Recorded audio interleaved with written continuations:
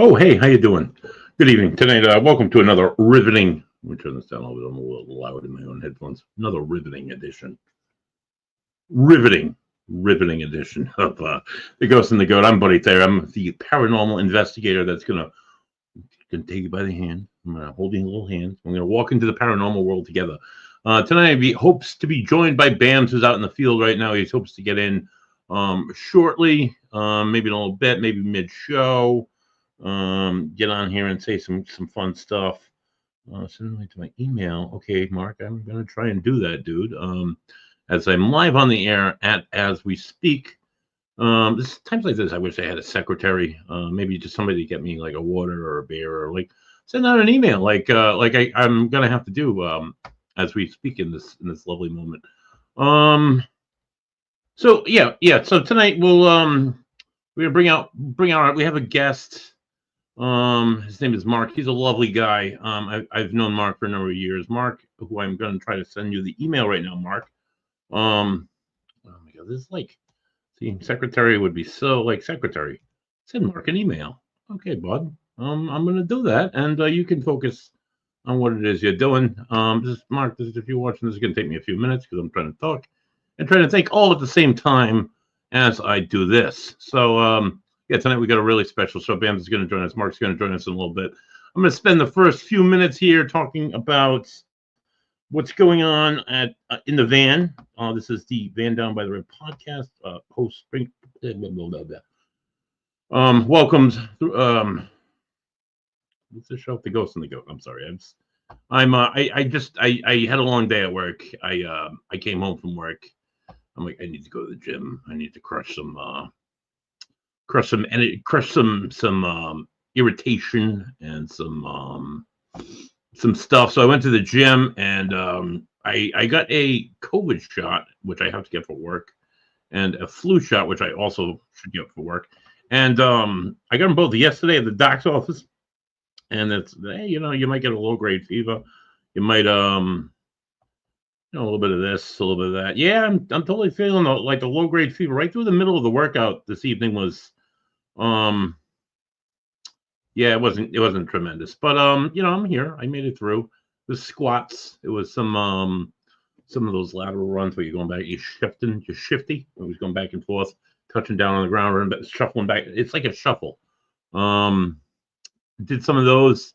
Did some pistolas. Those are probably the worst things next to the what's that? The burpees that are around in the oh God, I'm sorry, I'm all over the place. In the crossfitting world. So yeah, I busted my buns a little bit tonight and being a little sick. So I come home and getting ready to put the show on. I'm having some internet issues. There's something unplugged. So it's always something. So I apologize if I'm a little scatterbrain right now. Marc, there you go. I just sent that out to you. Hopefully you have no difficulties.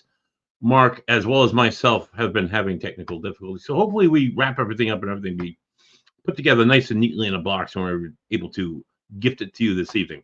So before we get into tonight's guest, just a few quick things. If you're a frequenter of the van down by the Riv, the water is so delicious. Usually I'm drinking a beer. I wouldn't touch one right now. But speaking of beer, I do touch beers from time to time. I have another podcast, a vodcast. It's a pre-recorded vodcast called Three Dudes Brews. Bing. Three Dudes Brews is a liquid journey down the river beer. I'm paddling in the canoe. I'm paddling in the back. I'm doing my paddling. I got Ed in front of me. He puts the Ed in bread. He's a good guy. He knows how to bake a lot of stuff. He's the yeoman of the yeast. And then we have Kostas, the Greekiest guy I know. He's in the point. He's a little thin guy. He's a little Greek guy. This guy's got a taste for all sorts of stuff, and he makes a whole bunch of like meads and beers and all sorts. This is not a mead and a beer show. I'm just kind of like trying to like stretch out time until Marc comes on here, until Bams comes on here. So I'm going to tell you a little bit about that show and what we're doing with that. So Three Dudes Brews. We filmed episode 7. Last week from Buttonwoods Brewery in scenic Providence, Rhode Island, and you'll be able to crack that episode open. Hopefully, something. Actually, I think it's already ready. I think we're just going to play it on February 1st. Also playing on February 1st. If you haven't heard, you better listen. If you're from the Rhode Island area, even if you're from Eastern Connecticut, Southeastern Massachusetts, there are numerous breweries in Rhode Island. I'm going to tell you, even if you don't know, I'm just telling you, there's numerous breweries. On any given weekend, from Thursday to Sunday, you could visit one of these breweries and have quality select craft beers, things that people make in small doses. It's not like Buddy Weiser or Buddy Lights. They make a million in a day. There's like, like 25 cases made, and or maybe probably more, but they make about that many, and then they sell out till they sell out, and then they make it again later on. But it's some of the things that they do at these breweries with beer. It's not your uncle's yellow beer anymore. It's not all about that. It's different, like sours. Like I'm an IPA guy. Not everybody likes the pine cone. I happen to like the pine cone, so I drink the IPAs. I love a good stout, which is usually like a Guinness, but with a little bit more flavor. I'm sorry, Uncle Guinness, than Guinness provides. Some really good dessert styles, some really good like fruited sours. It's just like 14, 15 different styles, and some of these brewers they have them all. So there's always something for everybody. Like the Dunkel, up until like a year, I didn't even know what a Dunkel was. It's like a German beer, or the Rauch beer. If you like bacon, if you like beer, if you like the combination of the two, a Rauch beer is for you. It's like a roasted, delicious, bacony. Oh my god, it's fantastic. So there's all these different styles and stuff. We go to these different breweries and we kind of like celebrate what they're doing. The brewers, the small business, trying to promote small business, trying to promote what they're doing, trying to promote the community, and just having a good time. So we're premiering.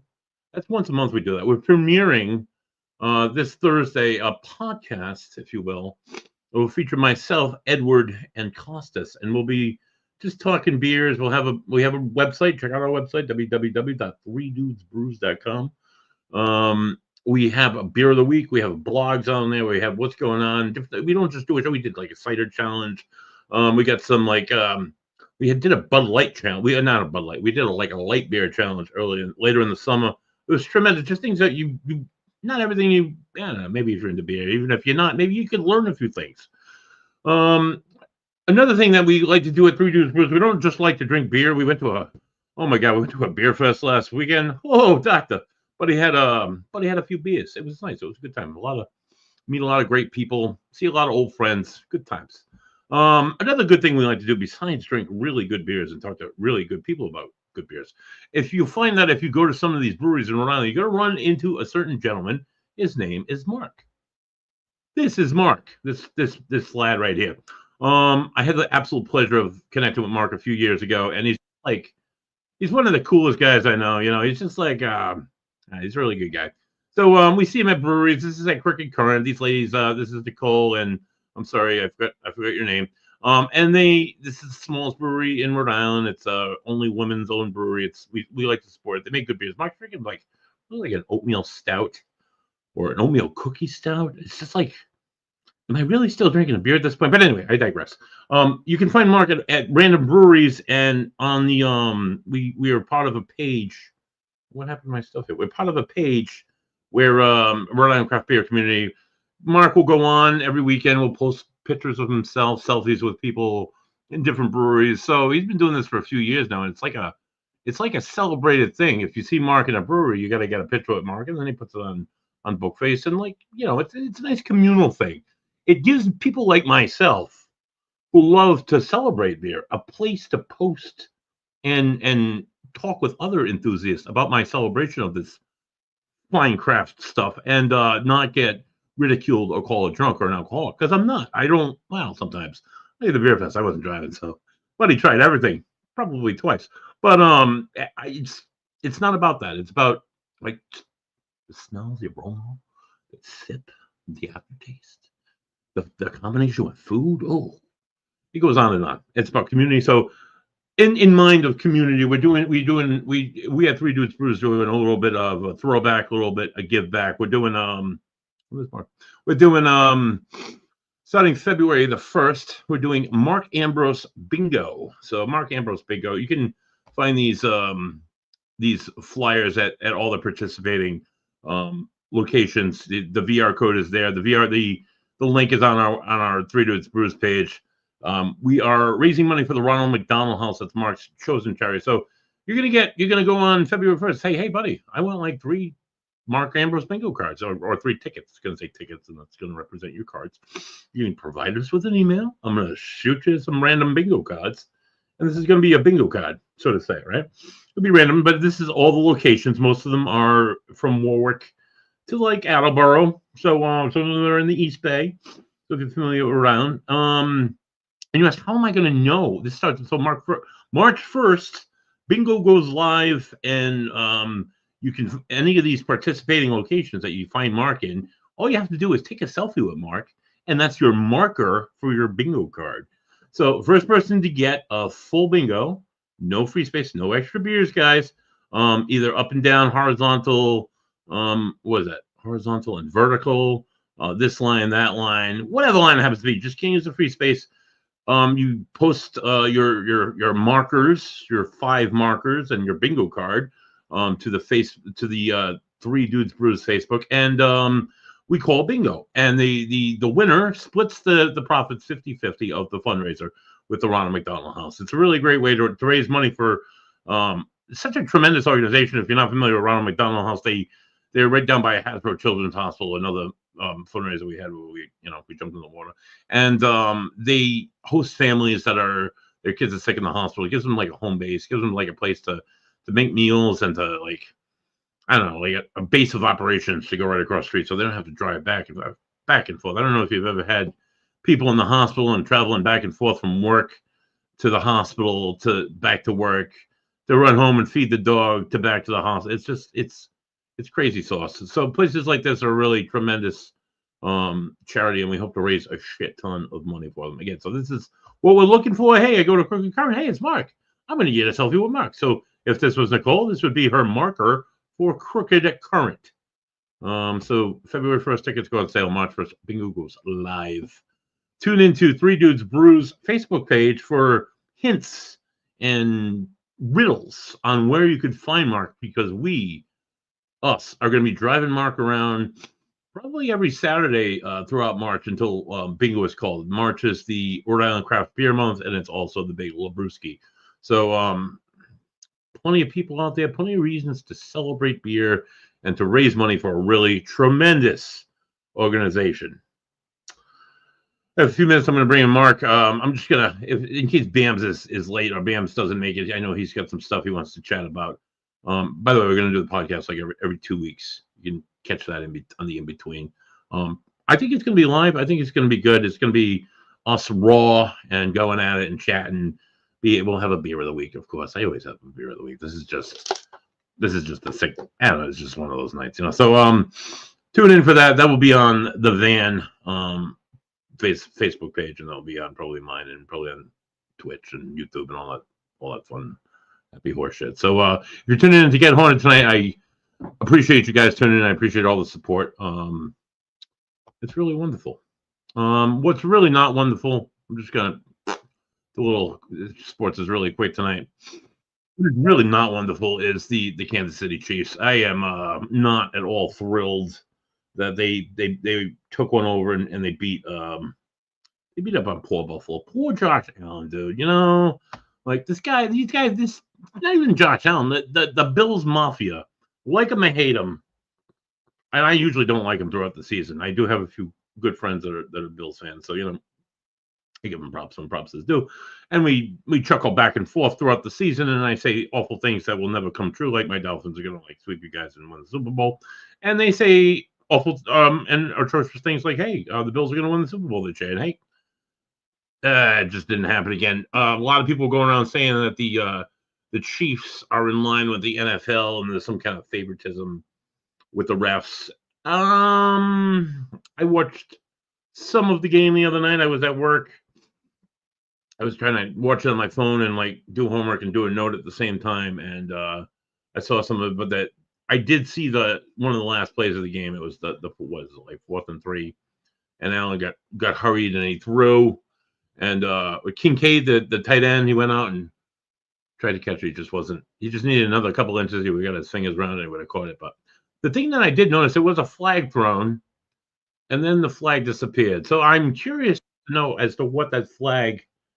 Here comes Bams. Look at that. We're talking about flags and football. Might as well bring Bams in really quick. Bams, are you there? Hey, you ready? You on? I'm on, baby. Oh, I can hear you. So Bams, I know you're. I didn't know if you caught that last 2-minute blip. I did. About the awful Kansas City Chiefs, but a lot of people are saying that. All right, no, wait. Let me just get it out, dude. I'm just my one point. I know you're a Mahomes fan. I saw, like I said, I saw the I was in and out watching it most of the night. I was like, come on, back and forth. And I had that last 4th and 3 where they rushed and Josh Allen Billy got away and Kincaid couldn't catch it, but there was a flag on the play, and we don't know anything about this flag. So, and then the flag was picked up. I'm not one to jump on the whole conspiracy theory of the NFL staging games. I like to think that's reserved just for the wrestling world, but the money. What are your thoughts? What are your thoughts on it? They pick up flags all the time. Yeah, okay. I don't think it was anything. You don't think none of it has nothing. A Patriots fan. No. Nothing. There's nothing you could say that maybe. No. I mean, the Patriots were successful for many years, and they were never given. I think they got more bullshit than they got like support by refs cheating or refs not cheating or whatever side you happen to take. But I mean, if you watch a lot of the games, we got fucked by a lot of calls. A lot of calls. And then they got screwed by the Patriots. The Patriots also benefited from a ton of calls too. I'm sure. Yeah, it happens.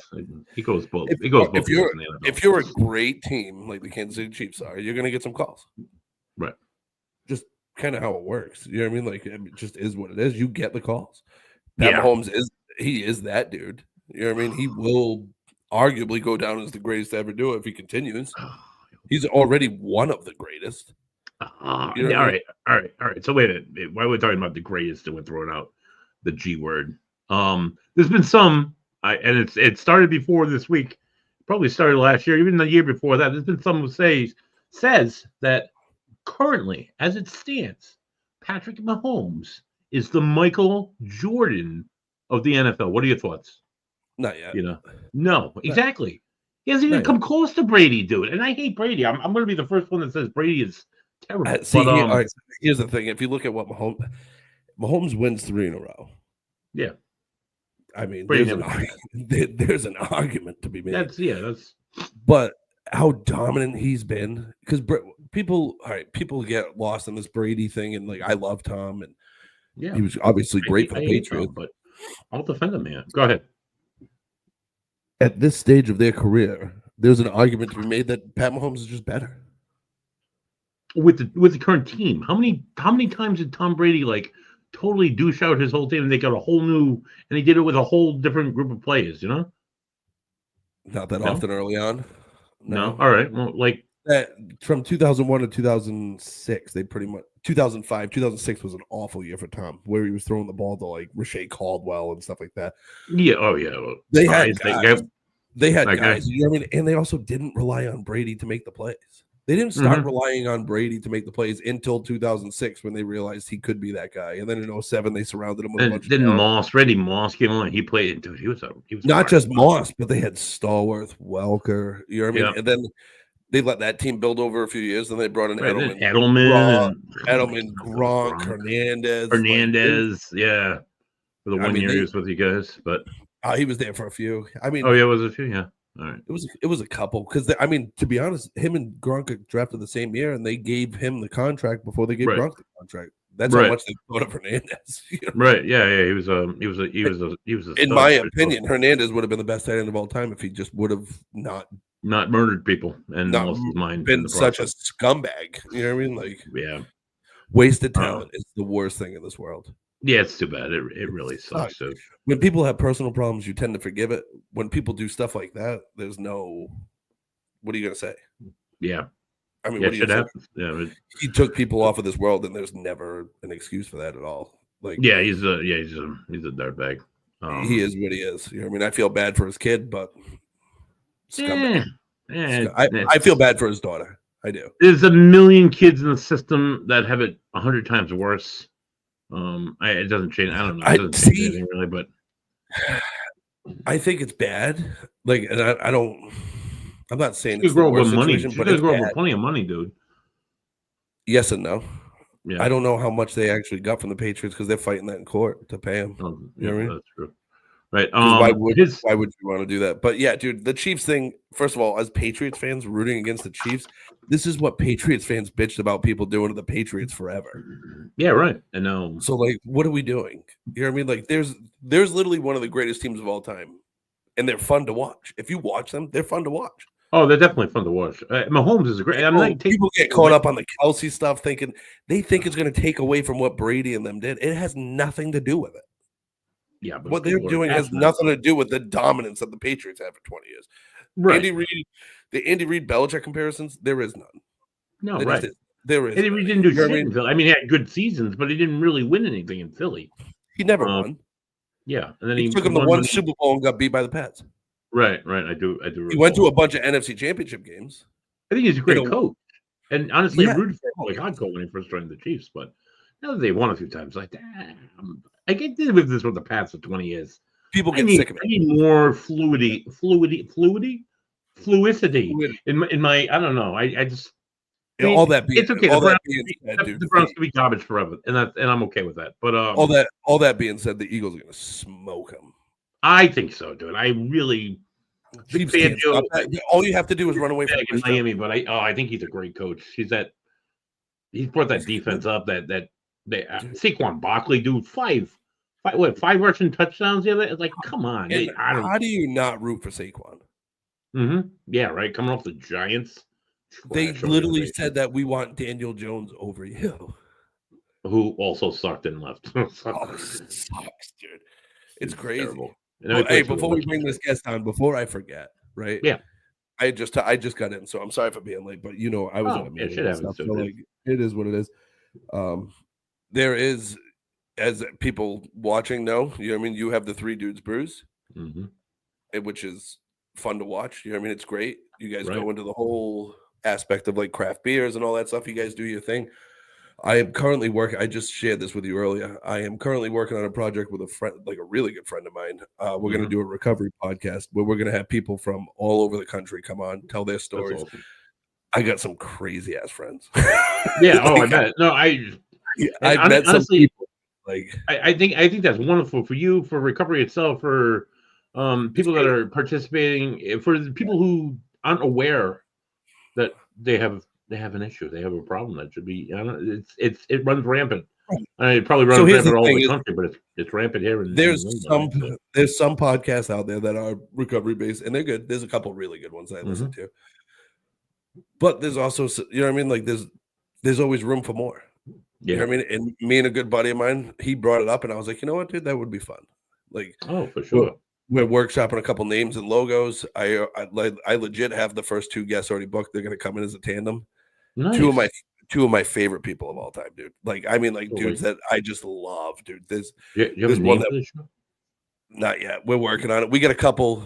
We're in the works. I don't want to say a name and then we change it. Like legit recovery or anything like that. Just that wouldn't be bad, actually. But dude, listen to these first two guests are fucking insane, dude. We have one that used to be like a neo-Nazi, right? Completely changed his life around because of like the program, did step work, all this stuff, like completely different. Dude, drugs do some crazy shit to you. You know what I mean? They make you people you're not. Absolutely. Another guy that was a part of a very prominent biker gang for years. Like, former minor league baseball player, like a draft, like he went through some shit, dude. And these two are like two of the most powerful stories I could ever think of. And they're two of my favorite people in this world. And I've seen pictures of them when they were using and like, old stuff. Yep. Just they're teddy bears now. Yeah, of course. Like, so right. It's their stories are wild. It'll be fun to have like friends that I have from across the country just come in and tell their horror stories, and then like at the end, my hope is like people tell their stories of how they got into recovery and then what happened in recovery and like where their life is now. You know what I mean? That's wonderful. No, that's wonderful. My father-in-law has been sober for like 45 years. And this guy was like This guy was like a rock star at his time, and just what he went through, the resilience, even just the personal resilience, and being able to hold yourself accountable. It's tremendous. So I applaud you, dude. I think that's awesome. It's tough. It's tough to do, and it's just like if we can get more stories out there so people know they're not alone, it'll be a lot of fun. You know what I mean? And it'll just be fun to do. Like it'll just be fun. It's some fucking great stories, dude, man. Like that. Dude, that Motley Crue, the Dirt. That was like, oh my god. There's a few people out there, like, you know, there's a few rappers and like musicians that I know and stuff like that. We'll try to get them on, and like pastors and all this stuff. Like literally a wide variety of people that you would never expect. You know what I mean? Yeah. It'll be fun. No, that's good. That's really good. It'll be fun to see. It'll be fun to do and fun to see. And we will workshop on that. And then I got to reach out to Joey because we got to get this wrestling thing back and going. He's currently on paternity leave. Emma Lynn Britlin is 4 months old today. I think today, or yes, I saw the post on Facebook. I still have a 0 or 3 for her, but luckily enough, she's small like her father. And Joe's available. Joe just bought tickets to this beer fest thing that we go to, this Labruski thing that I wouldn't. I'm like, Joe doesn't ever like drink or drive or the combination. Kind of a good thing, but he's like, dude, he's like, I got nothing to do. I'm on paternity leave. I'm like, oh, let's go drink some beers, dude. Even better. So yeah, Joe's got some time right now. I'm not really sure his pro wrestling is in the best state it's been in forever. I bet it is so much fun to watch. There's so many options out there. It's WWE's crushing it. They have so many superstars. It'll be fun to bring Joey back. We haven't done it obviously when I went into treatment and stuff like that. So it's time to bring it back. Yeah, take care of business. It's time to bring the mid card back. It'll be fun. Yeah, we had a lot of fun. You know, just another thing that we do here at a van down by the Riv, dude. Yeah, different content, a little bit of this, a little bit of that. Right, and we're just having fun doing it, dude. Who's the guest that we have on tonight? You said it was a demonologist, right? Tonight, yes, we have. He's a longtime paranormal investigator. He's a demonologist. He has ties to, and I'll let him get into this, Ed Warren, the legendary Ed Warren. And he's a survivor. I'll let him tell that, but he's a survivor. Tonight's guest is joining us from, I don't know, because I think he's having some technical difficulties. I think he's on his phone, so there's we're not going to look at his beautiful face. But please welcome to the show, first time, Marc Arvilla. Marc, how you doing, dude? I'm here and I'm alive. You should be able to see me. I got my camera working. I don't know why it's not popping up for you, but I got my camera. We're ghost hunting and you're in the dark and we're talking to you in the dark. So I mean that's kind of acceptable. We could go with that theme, I guess. That theme. You can hear me all right, right? Oh yeah, for sure, dude. Right, you're coming through crisp and clear, which is perfect. I do though. I'm actually got my laptop up and running. I've got my cam on. I don't know why I'm not on, but I'm here. So I apologize. You're here. We can hear you. It's clear. It's good, and I think we'll be all right. Awesome. So Marc, tell me how long you've been a paranormal investigator. First, you dove right into demonology. What's your story, dude? Yeah. So it started as a curiosity, and I used to watch all the TV shows. Right, that's how everybody gets into this. They start watching the TV shows, and after watching the TV shows for a bit, I happened to be on Twitter one day, saw there was an event being hosted out in North Adams, Massachusetts, by some of the people that were on the TV shows I was watching. Yeah, and I said, I put out on the old Book of Face. I said, hey, anybody want to join me and go out there with me? And a couple of friends said, we'll go. So it was an actual overnight. It was not not like a quick one-off thing. It was, we spent several hours. The whole evening. Oh yeah. I've done the same thing there myself. The Houghton Mansion. Yeah, Houghton Mansion. That's where it all started for me. It's too bad it closed down. But go ahead, continue, please.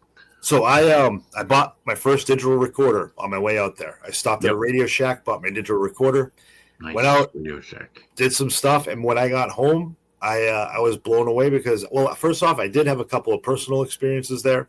Mm-hmm. But when I got home, I was listening to those recordings, and I caught voices that were not people in the room. And it, just absolutely blew my mind that this was truly real. It was because I had that question. How much is for TV? How much is real? And it was real. And it got me hooked. I started doing my own thing, eventually felt comfortable enough that I could start helping people. So I started up Mass Ghost Hunters Paranormal Society. Yep. ran that for several years until I moved out here to New York, and I ended up just kind of closing shop on Mass Ghost Hunters. Yeah. During that time, I made many friends like yourself over all the years. Yes, and my paths intertwined along that way with John Zaffis and a lot of other folks. It was the connection with John Zaffis though that started the whole, just that floodgate opening up with Ed Warren. Yeah. And the only way I can really describe how it all came about, and believe me, at the time I was like, why is this happening to me? Why am I being contacted by who we believe to be Ed Warren? And because of my relationship with John at the time, I said, listen, this is what I think is happening. I'm getting these recordings or these communications from this guy, Ed. And finally, I was able to discern through questions that this is Ed Warren. And here's what he's saying. And I shared with John what was being said. I sent him the audio files. And he just sat there in silence. He was like, you're blowing my mind right now. This is my uncle.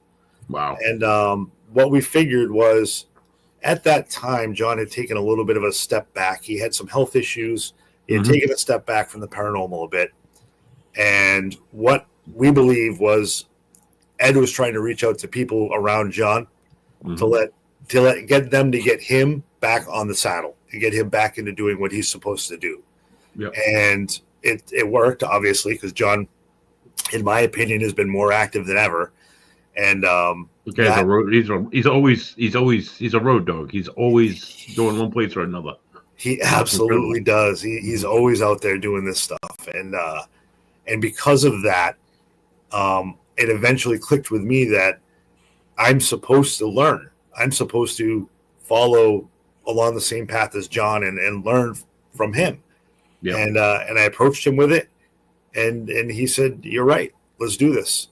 And so that was when I took my step into demonology. I already was curious about it. It was something, because of leading my team and having the responsibility of keeping the safety of all these people around me. I wanted to be able to ensure their safety in any situation. Should something go crazy on an investigation, and you go into an area that you don't expect something dark to happen, and maybe something does happen, I wanted to be prepared to help everybody. And so that's where the road led me, and that's where I've ended up today. And my health issues last year had me take a little bit of a hiatus. But I was still active. I've been on a team out here for the last few years called Unknown Paranormal Society. It's run by a gentleman named Michael Buckley. And we're doing the basics, man. We're helping people. We're going into homes and helping people. And we started doing library talks and bringing the community in and talking, and letting the community tell us their stories and ask all their questions, instead of just running around saying, look at all the evidence we caught. We're like, hey, come talk to us and tell us what's going on with you. Yeah, right. I want to hear your experiences. I want to share our experiences and see how close they, and see like, oh, I had that happen in this place, and like, it's really cool to. A lot of people are. I mean, they're not so skittish anymore. But I remember when I first started doing this, some people were like so skittish to have what are people going to think of me? They're going to think I'm crazy. They're going to think I want attention. They're going to think I want like the TV show to come to my house.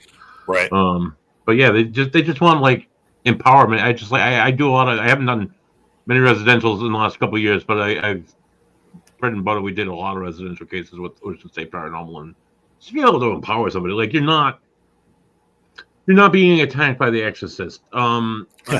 Satan is not living in your house. It might be like your grandmother, but I did sometimes I definitely think there's something there, but I couldn't honestly. You can say something's malevolent or not. You really, honestly, how much do you think we actually know? How much could you be able to tell if a ghost is a ghost or just an asshole, or is actually a negative entity? Yeah.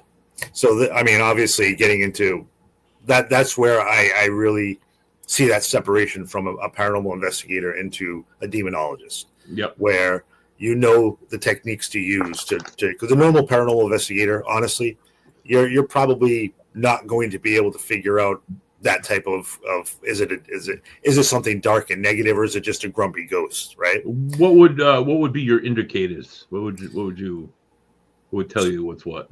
So obviously, you have to start seeing a pattern of things happening to the person themselves, not necessarily disruptions in the home, but things happening to the person, attacks, depressions. Of course, some of this can be chalked up to psychosis as well. Your normal psychological. But again, I know all about that. Yep.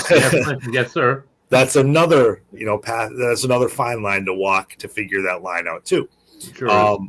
Obviously, if you're thinking that something is truly that 1% or even less than 1% demonic case, you want to start introducing religious things. You want to start introducing something that might provoke it to bring it forward. And that is not going to happen in a normal poltergeist case or a normal, Grandpa Joe walking up and down the stairs and knocking things around so that you pay attention to him. Yep.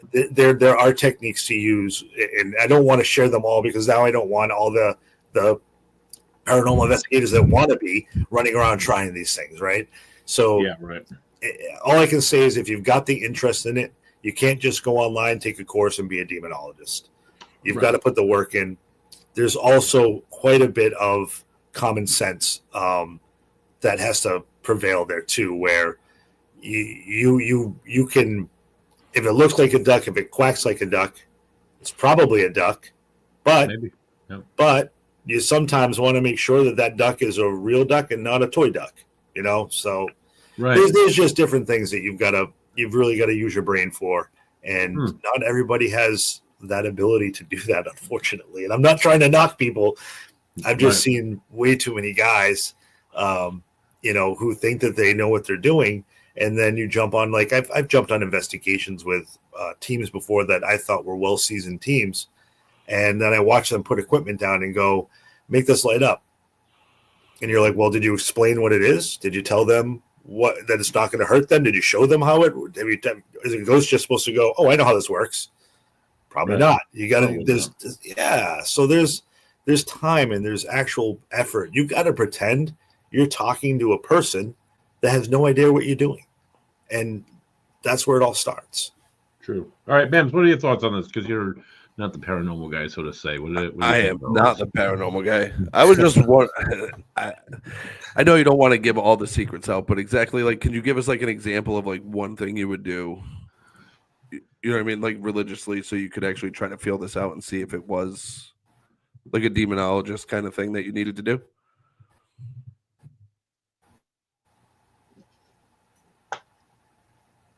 Marc. Oh.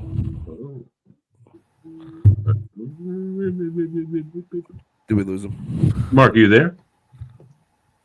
All right, can we do take two, because everything just froze on me as soon as it went on the band. It was just like, I'm like, what just happened? Take two. Yeah, go ahead. Do the question again.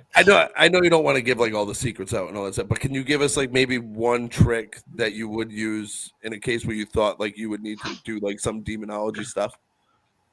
Even absolutely. If it's not like, yeah. All right. So I'll give you this is the easy rudimentary one, right? Now I hate to bring religion into it, okay? Because quite honestly, I do believe that it's not necessarily the religion itself. It's the belief that you have. It's that passion in your belief. Okay, It's a faith. It's faith based. However, if my faith is Catholicism and I believe in a cross and a crucifix, I'm going to introduce that crucifix. I'm going to bring it forward and I'm going to invoke, the name of Jesus. And because I'm looking at something negative that's trying to infiltrate me or the people that are there. And this is our faith that protects us. So I'm going to bring that in. And when you do that, you typically will get nothing. And that's the majority of the cases. That 1%, that outlier, that you do that. And until you experience it, it's hard to even believe, but things begin to happen. And I'm talking about bangs in the house, like on the wall, and just and it's not a normal like, oh, that could have been an animal. This is a like resonates throughout the home type of bang, and things like that start to happen. That's when you know, okay, we're ramping things up. We're dealing with something that is not somebody's mental state, is not, just an ordinary I'm trying to get you out of my space type of ghost. This is something that is far more powerful than what we could hope to deal with. So that's just one little example. There's a lot of other things that you can do, but that is just a nice rudimentary. Like, here, I've got a crucifix. I'm bringing it out. I'm going to invoke the name of Jesus. I'm going to, and that does start to amp things up.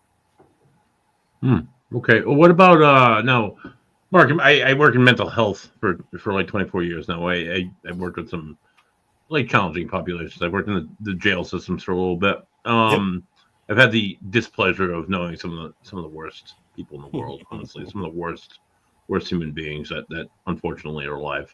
I believe in mental health. I believe in all that stuff. Some people are just not mentally ill, and they're just assholes. We'll say so. An asshole, like we'll say, like a sociopath, somebody who gets off on hurting other people dies. Is like, oh god, I don't want to go to the light because I'm going to get judged and I was a real asshole. So I'm going to stay back here, and then I'm just going to mess with people because I'm bored. And I want to see how much I can rev them up, see how much I can get them going, see how scared I can make them. What separates something like that and like a non-human entity? You know what I'm saying? Sure.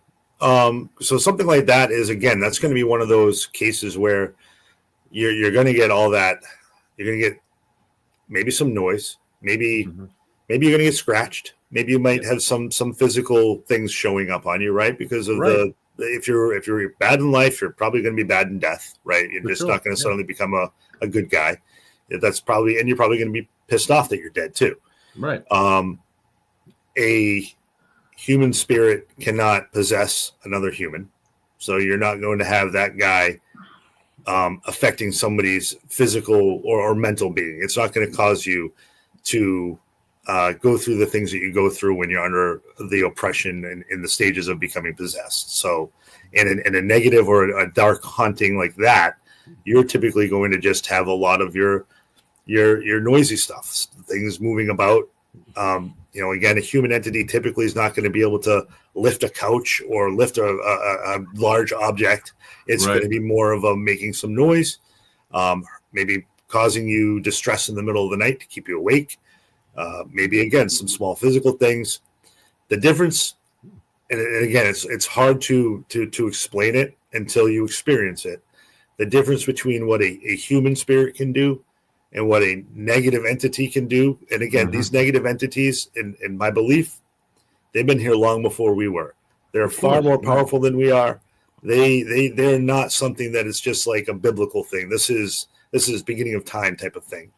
And those can cause true harm. Those can cause, not just a scratch, but deep lacerations. Those can cause true physical pain. Those can cause mental anguish and start to really mess with your psyche, so that you start seeing things that aren't there.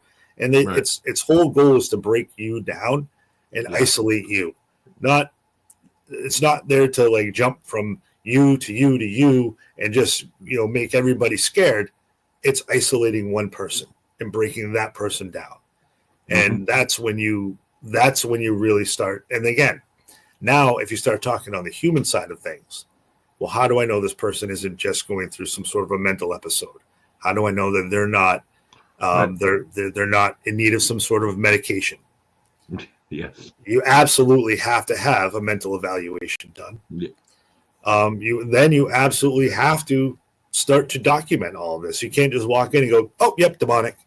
You've got to follow the process. You got to follow the person. You've got to understand what their medications are going to do to them.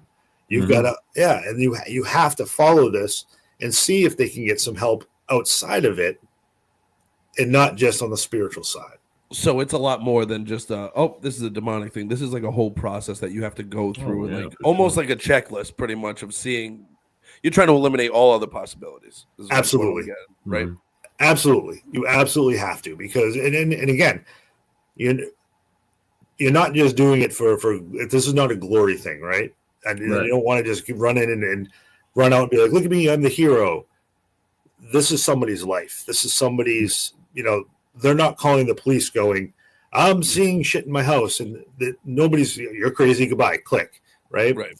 We're the last line of please help me. I don't know what else to do. This is they're out of options and they're terrified. Exactly. And you have to go in gently with that. You can't just run in and spend a day and go, oh yeah, this is demonic. I'm out of here. See you later. Right. You can't. It doesn't work. I mean, you also want to like put in somebody's head like you have a demon here, and it's not. I mean, oh my God, what kind of stress you're going to cause somebody? I'm sorry. No, I'm sure there is people that do that. You know what I mean? But that's why I ask, because I'm not the big ghost guy. Like I'm kind of a skeptic. Yeah. But I do believe, like, I'm also like in the middle of like a bunch of different spiritual stuff. So like I'm believing a lot more than I did previously. And so I just want to make sure that people know, like, if you have somebody come over and just, it's demonic, and they're not going through a whole process, then they're just trying to feed you a line of shit, probably to make money off you or like benefit off you somehow. 100%. Right, or if they're filming for YouTube the first time they come to your house, they're probably not there to help you. They're probably, and then they suddenly get sick. I've seen that. People like fake sickness.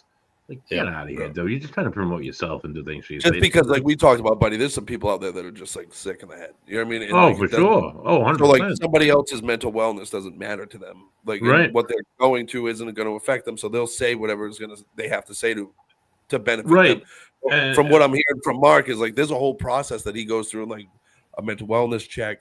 We go through all the different possibilities before we even try to. You're literally trying to eliminate the possibility that this is a demon. And you're trying to like get a reason out of it before you even jump to such a. I mean, that's a very dangerous and harsh like conclusion to come to.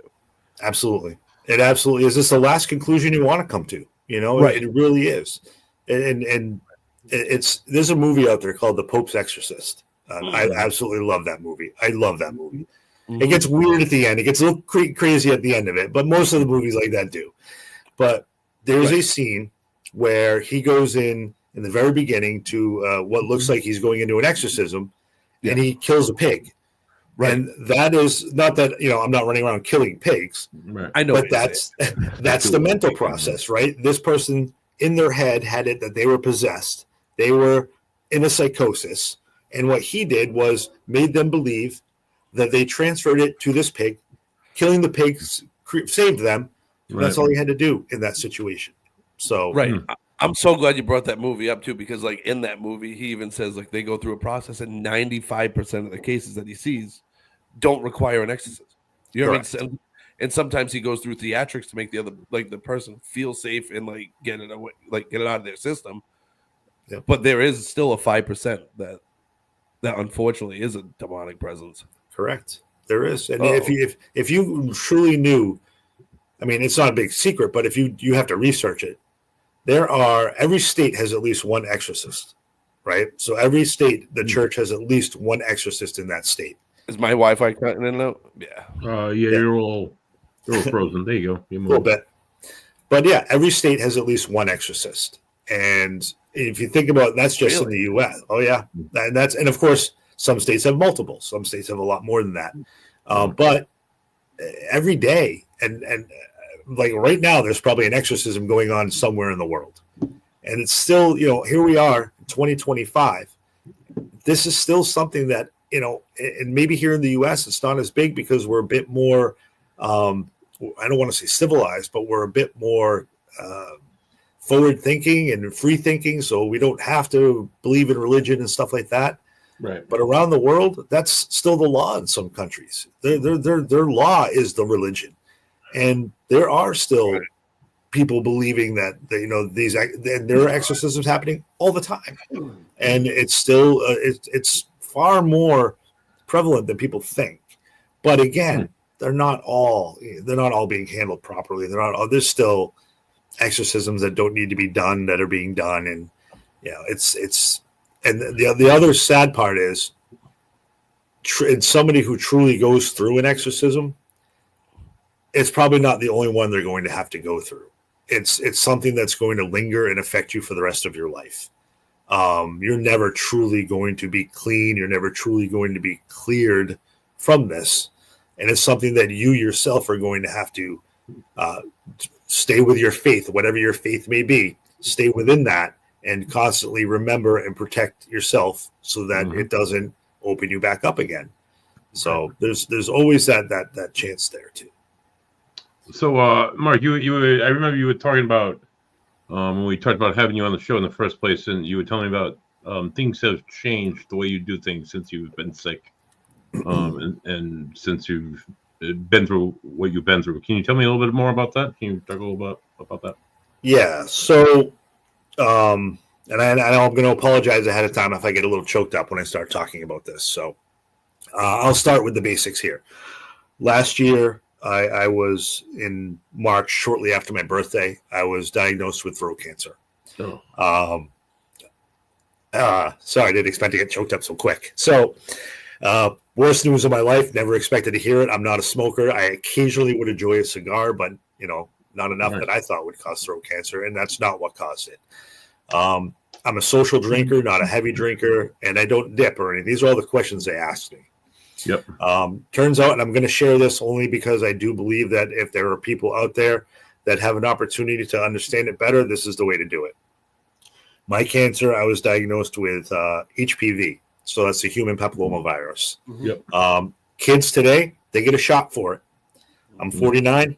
Not in my day, we didn't get a shot for it, right? Right. But apparently, as an adult, you can receive the shot up till the age of 45. So just for all the adults out there, I'm letting you know, you can get the shot up till the age of 45. So mine, unfortunately, became cancer. And the process I had to go through to get myself just to start my treatment was very frustrating to me, but it was very necessary. So being diagnosed at the end of March, my treatment didn't start until the end of May. And it was literally the weekend of Memorial Day weekend. That's when my treatment started. I went through 7 weeks of radiation, 35 treatments, 5 days a week. Jesus. And 3 rounds of chemotherapy. Oh my God. Didn't lose my hair. That's one of the questions I asked the doctor. I said, am I going to lose my hair? They said, no. This type of chemo is going to affect your kidneys pretty bad, but it's not going to cause you to lose your hair. I did lose my beard because of the radiation, though. As soon as my hair, like after a week or so, my hair and my chin started falling out, and I was like, time to shave. So I shaved my beard off, and I still, it's starting to grow back in other spots, but there's still a patch that's not growing yet. So the most grueling thing I could ever imagine going through was those treatments for that. It was very difficult mentally. My very first thought of being diagnosed was, I have zero control over my life. I don't know what my future is. If this wants to kill me, it's going to kill me, and there's nothing I can do to stop it. Right. And that was the hardest reality to face. And then I immediately thought about my kids and what I could possibly do in this time that I have to make them have a better life if I'm not around. And that was another mind. Is this a PG podcast or is this? You can drop whatever you have to drop. All right. Let it fly. It was a mind fuck. It was a total mind fuck, and that was tough.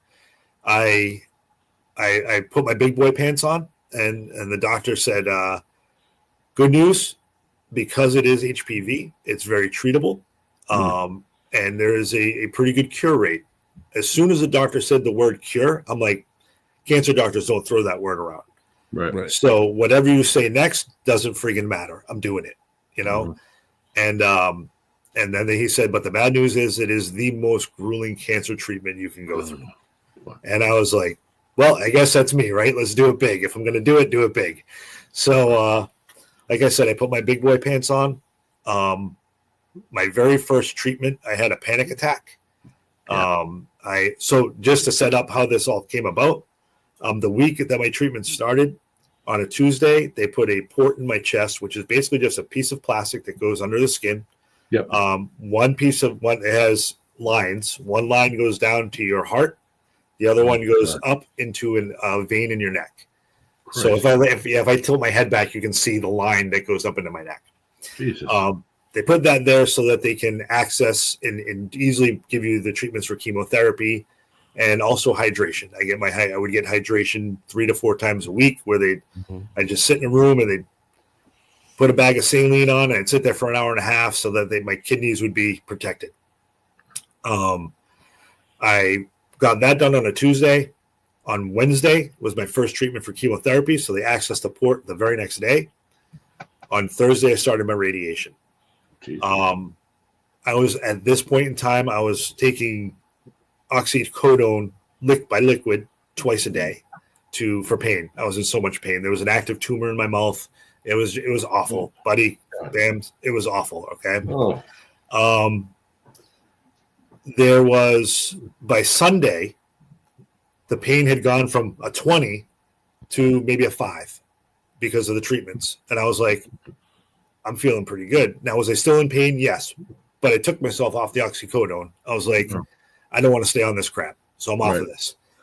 I did that up until towards maybe the last couple of weeks of my treatment. And then I had to go back on it because the pain from the radiation now was becoming too intense.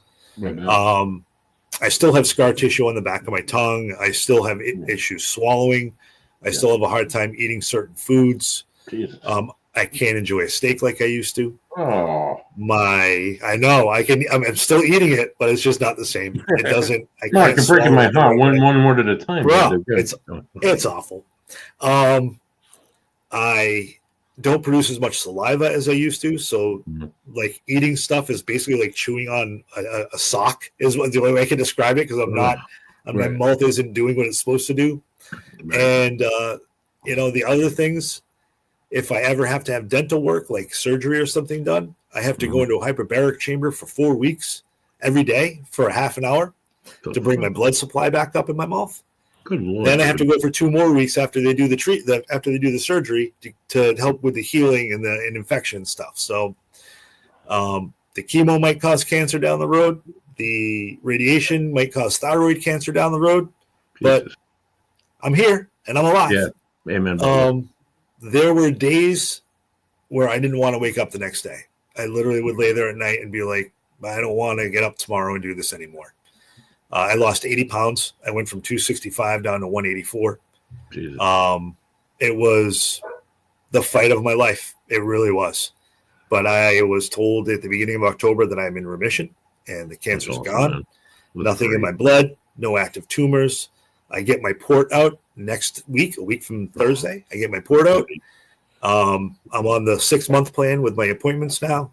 And I wish I could show you, but I put a picture on Facebook. I've got that tattoo on my forearm that says Survivor now, and it's a cancer ribbon, and it's the colors of head and neck cancer. And through this whole process, I don't know if it's because maybe I was that close to death. Maybe it was just facing my mortality and realizing that I'm far stronger mentally and physically than I could have ever imagined I am. For sure. When I now investigate and I go into places, it's different. I feel more, I sense more, but it feels comforting. It feels like almost like I don't want to be like it's a recognition, but almost like I'm amongst friends rather than strangers. And it's just a much different thing that's happening. And I'm wanting to investigate more and more because I don't want to necessarily test it, but I want to see if this is what it is, if I'm really feeling all of this, or is it just me because I didn't investigate for a year or so, just being back in it. And for sure. It is different for me now. But as far as everything I'm doing, I want to be able to thank you. Yeah, that's the tattoo. That was my tribute to myself I got. That's beautiful, man. Nice. Yeah. And I'm proud. I'm depressed that I had to go through what I went through, but I'm proud to be on the other side and be amongst all the other survivors that are out there of this awful disease. And it's not something I ever wish on anybody, but I'm happy to talk about it. So one thing it's one thing to be able to talk about what I went through physically. Yeah. It's another to really kind of dig in about the mental side of things. And that mental part, trying to remain positive and strong when everything around you is just crumbling down and you don't want to even move and you're just So like I was exhausted walking downstairs. Never mind trying to go upstairs. Walking down a flight of stairs, I was exhausted. It was just, and then to pile on with the like, oh my god, this poor guy. At the towards the end, after my last round of chemotherapy, my magnesium and my potassium levels just tanked in my body. I wasn't eating it. I went 3 weeks where I didn't ingest a single thing. Like I barely drank water during the day. I was super dehydrated. I was bringing in no nutrition. And they wanted to put a feeding tube in, and I was like, "Just give me another day, doc. Give me another day. I'll start eating. I promise." And every time I tried, I couldn't. And they ended up having to start infusing me with magnesium and potassium, which that would take 4 hours to do because they can't do it quickly because you could cause cardiac arrest, right? All these like, don't do this, don't do that, don't do this. Right. So here I am. I'm like, okay, no problem. I got no plans. I'm sick as a dog anyway. I don't make plans now. I'll lay here and let you do that. And the problem with that would be, although it would bring my levels up, for the next 2 days I would be throwing up for 2 days because my body was rejecting the magnesium and potassium. And then I just tank my levels again. So every like 3 or 4 days I was getting infused with magnesium and potassium and then just being sick for another 2 days. It was awful. It was just it was the worst until I finally turned that corner and I started being able to keep food down. And I just once I started doing that, I just felt so much better. Oh my God, dude. But again, that's an incredible journey. That's incredible, dude. Yeah, man. I mean, if anything, I mean, it's a tough road, and if anything, you see what kind of a person you are, what kind of resilience you have as a human being, and you can tolerate. I can remember my grandfather. He passed in '92, but his mother died. She got breast cancer in '32, and it took her about a year to die. And in 1933, they didn't really have home remedies, painkillers, or any of that shit. So you couldn't even say the word cancer in front of he was terrified by the word. You couldn't. You had to refer to it as like the big C or something like because they couldn't even hear it anymore because it just absolutely traumatized them. Yeah. It's awful. It's awful, man. And I really hope that nobody goes through it for much longer. I hope that we find a cure for it or better treatments at least. It's I'm thankful that right now my body is cancer free. I'm thankful for that. I'm scared to death every day that it could come back, but I'm thankful that I'm where I am right now, and I get a second life. I get a new lease on life, and for sure, I'm doing things very differently now. I look at things very differently. Of course, I don't sweat the small stuff. Somebody cuts me off in traffic, I'm like, no big deal. You got to get there quicker than me. It's like whatever. I roll with the punches on everything, and I really I enjoy every single day to the most that I can. Right. You don't know when it's going to blink out, and yeah. So that's I try and live that. I lost my wife at 43. I know, man. Live that every day. Live that every day to the best I can. My cousin Jimmy got diagnosed with bone cancer in his neck and his knee. He had it for like months. He was down in Tampa. They're like, "Oh, you hurt your knee and playing sports, something." It just wasn't going away. He came up here. He came home. He went to Boston. And they're like, "Cancer." He had a tough road. Like you said, it's a little bit more. I don't know. It's not a little bit more. It's tough, I guess, whatever your age you're at. But I mean, he said to me many times, "I do it if I had to do it again." He's like, "I don't know if I could." It was just so hard, so challenging. So it is. It's got to be. You hear about these people like who have like near death experiences, and after they have those like traumatic, incredible experiences, how open they are, much more open they are to the paranormal. Yeah. You find that? Do you find that because you went through that's affected your openness or your ability? Possibly. I've been testing it. Okay, I've been testing it. I was just at a location on Saturday night, and somebody said, or the person there said, "Here, I want you to hold this and tell me what you get." Like psychometry. Gave me an object. But the problem is, I don't know if I'm right or wrong. Right? There's no There was no story behind the object. There's no knowledge behind the object. Did I get some stuff? Yeah, I did. Did I? But do I know if it's right or not? No clue. Right. So it is something I want to test. I don't want to push myself. I don't want to push myself beyond what I feel like I can handle. Yep. But I do want to see what has changed because I feel like something's changed. I'm not running around saying I'm suddenly a psychic. That is not the case. I am not at all a psychic or medium. But I do feel a deeper connection with your body. I mean, if anything. Yeah. Right? Yes. Absolutely. And how you perceive the world, I would imagine. Yep. I imagine this experience has given you a almost like a new set of eyes, a new set of, and just like, I don't know, just opened you up a little bit. Yep. James, what are your thoughts? What are your thoughts on this? Man, this is kind of a tough subject to weigh in on. Yeah. You know what I mean? But it would make sense that if you had like such a close experience with death and like you come that close, and your mind and body would open up to the possibilities of like more spiritual experiences and being open to it and probably being more empathetic to it and being able to hear it better and see stuff better. Mm-hmm. Have you noticed like a different, like I know you said like it is a lot different when you do it. Like what kind of differences is it? Is it just like feelings? Is it like so yeah, I mean I've always, I don't want to say always, throughout the years I've learned, and I think a lot of paranormal investigators learn to pay more attention to their body, right? When you go into a room, let's put it this way, even if you're not a paranormal investigator, you walk into a room where two people have been arguing, you can tell there was an argument. You feel that energy. Yes. You feel that there was a fight that just happened in there, and you're like, all right, I got to be careful what I say here, right? So you get that vibe. And as an investigator, when you walk into a room, you feel that vibe sometimes and that difference. For me, I feel like it's been magnified. Like I went into this building that I've been in a few times already on Saturday night. And when I went in there, it was just immediately I was like, whoa, this place is active right now and I can feel it. Mm-hmm. And it was a more intense. It was almost like going from FM radio to HD radio. If you can, you know what I mean? It wasn't a huge, like it was already there.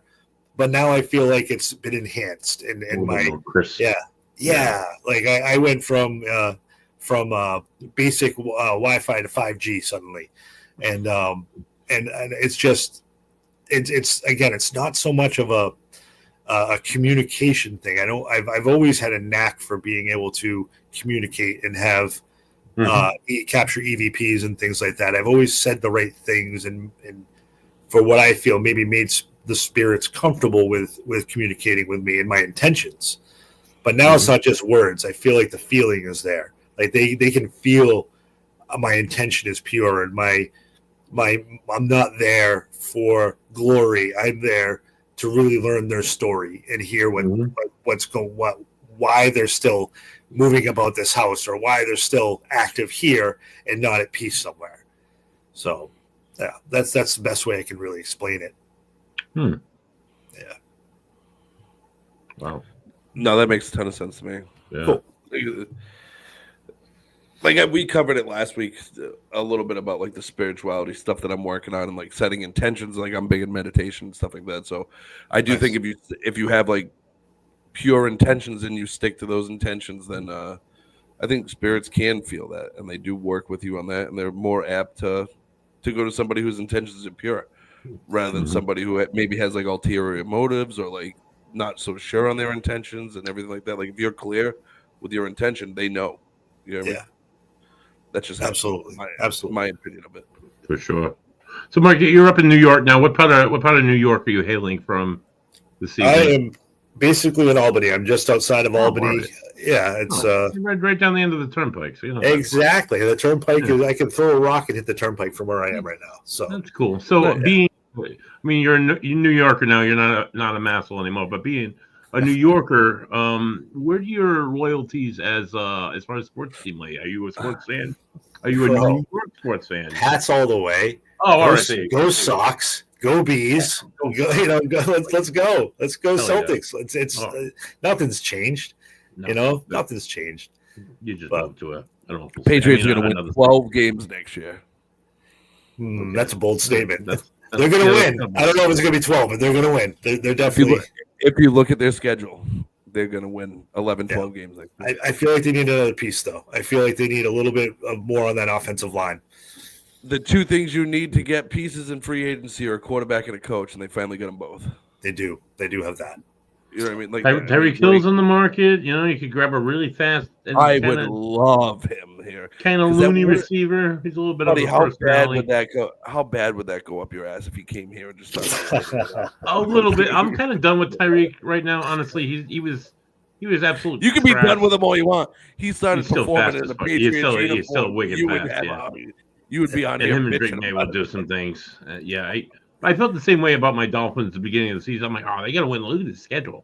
They're doing like 11, 12 games. We got to slide into the playoffs. We got to beat the Bills. There's something wrong with their culture.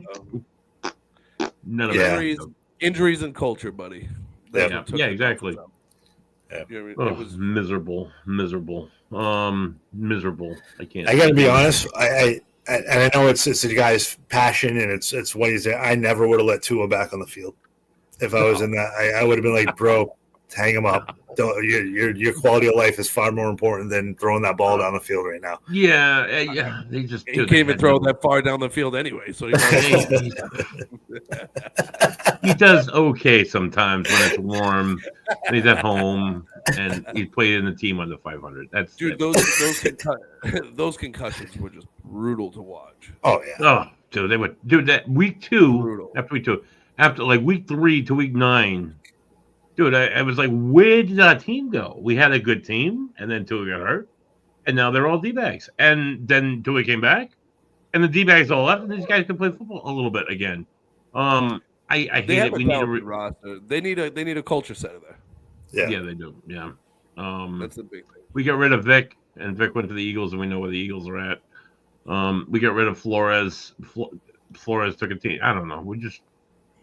I can't stand Chris Gray. I can't stand the entire organization. I just want to light them all on fire. I was saying tank for Tua that whole year. We tanked for Tua. We did it. We got Tua. And dude, where do you guys draft this year?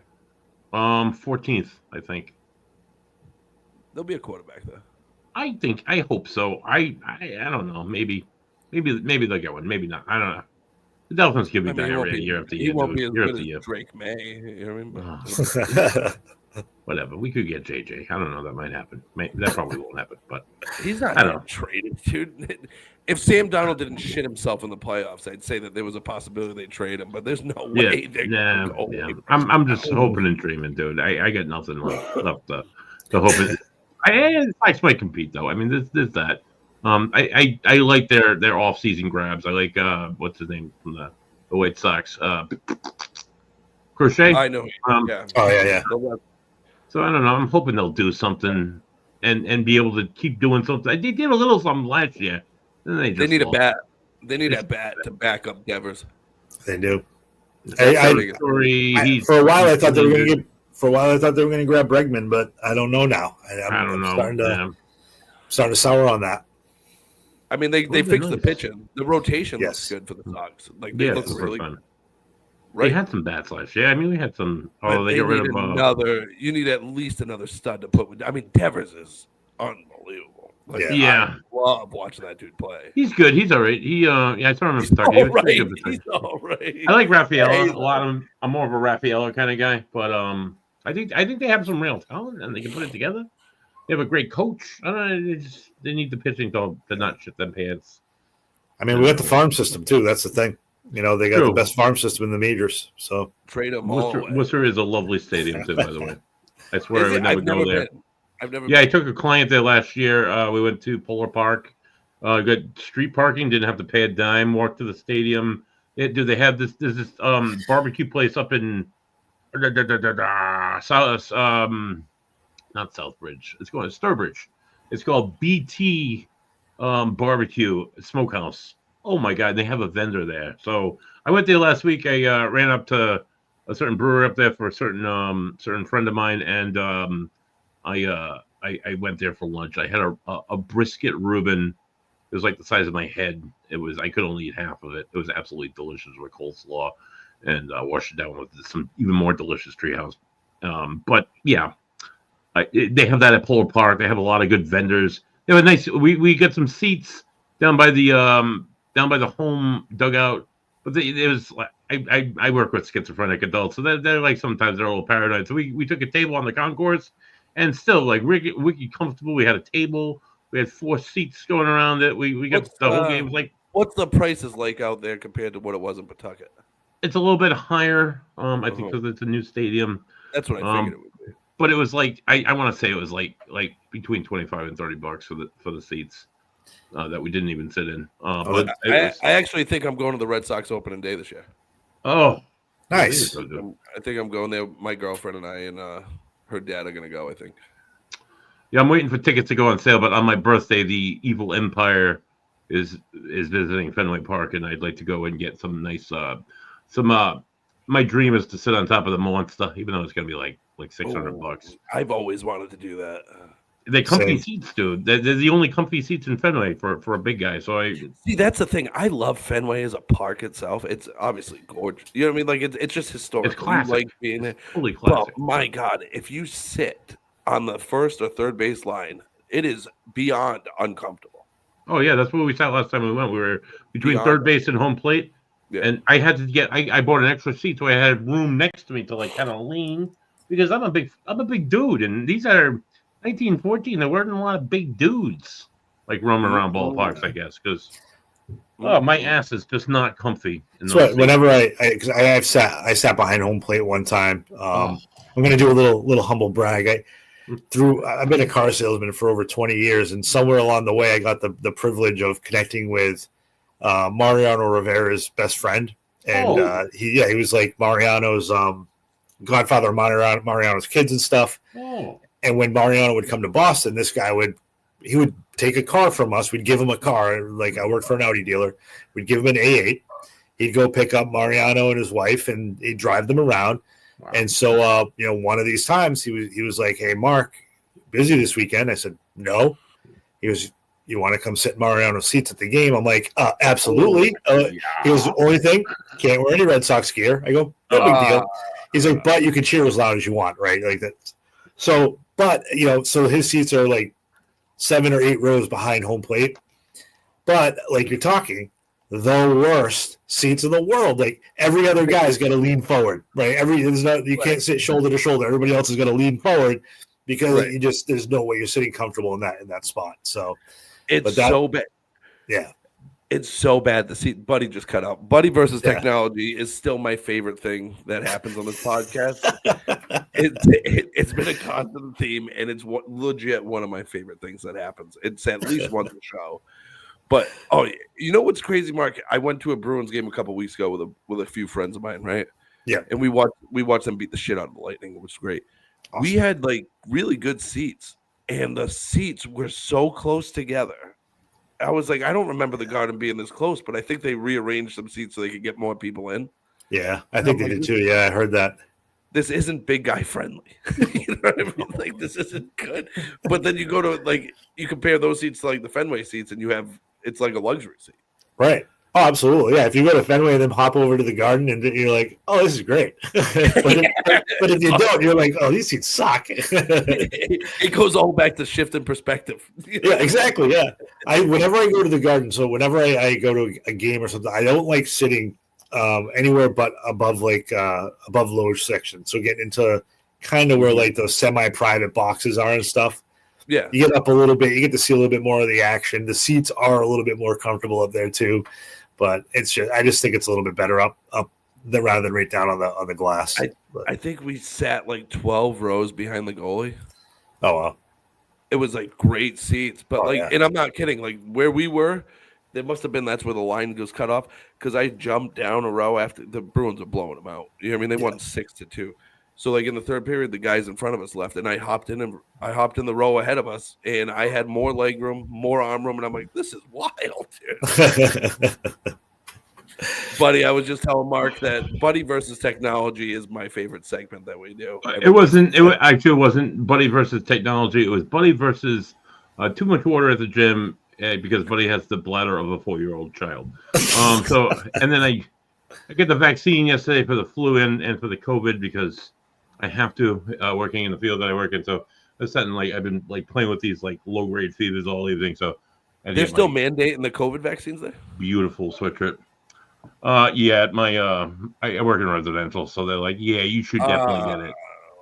You should definitely do that, or you might not get any hours. So yeah, I'll take care of that. Yep. And that sweatshirt is what it is. Trash, dude. yeah. I'm not. I mean, it did the whole COVID thing in the hospitals, and we're in the gowns, all that shit every day. I can't stand it, dude. I'm going to got a COVID in the house. I'm like, you wear the mask, don't come out of your room. I don't want to put anything on. Leave me alone. I did this for 2 years already. I'm done with it. But yeah, I have to unfortunately get the vaccines and all that stupid shit. I was just curious. I didn't know that they were still mandating that stuff for certain, but it would make sense to healthcare workers.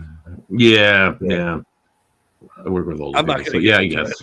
I won't jump into it. No politics. Yeah, no politics. I won't jump into it. Marc, so I'm sorry. What did you go ahead? We were literally just talking about the seats at Fenway and the seats at the Garden. Yeah. And how I went a few weeks ago, as Buddy knows, I went to the Bruins, and like the seats were so close together, and I jumped down. Yes. I jumped down a row, Buddy, and I'm not kidding you, dude. It was like a new world opened up. I had leg room, arm room, and not because there was nobody near me, just the seat itself. And I'm like, what is going on? Like, why? Right. Yeah. I went to a Bruins game like 4 days after Christmas. Dude, it was terrible. I can't stand it. Maybe because I go to this every time I go to this place at the Garden, it's to watch a concert or something, so I'm standing, so I don't really realize how holy shit small the seats are and holy shit big my ass is. But dude, I am not. Speaking of concerts, so and not that this is like exciting, but maybe back in the 90s this would have been a great show to talk about. Yes. Bush and Filter are playing a little theater up here called Proctor's Theater. It's a tiny little theater, and they're playing in March. I want to say, I think it's in March. Yeah, it's a one night show, and I'm like, okay. So because of the company I work for, we have a Ford dealership, and the upstate New York Ford dealers sponsor this theater. So I contacted my boss, and I'm like, hey, can I get tickets? He's like, how many do you need? I'm like, 4. He's like, gets back to me, he goes, tickets are yours. I'm like, oh, no way. I'm going to see Bush at some tiny little theater called Proctor's Theater in March for absolutely nothing. So it's like 90s me would have been like, this is amazing. I saw Bush at the Strand, and I think it was like 94.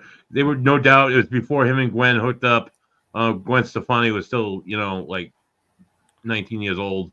It was a small venue. Some of those venues are like classic. It's just great. Just the acoustics are great. It's just it's that small non-stadium. I saw them then. I saw Filter at we used to have a station here in Providence called WBRU. It was the Brown radio station, and they played a lot of alternative and hip hop and stuff. And they used to do free concerts during the summertime at Indian Point Park. I remember WBRU.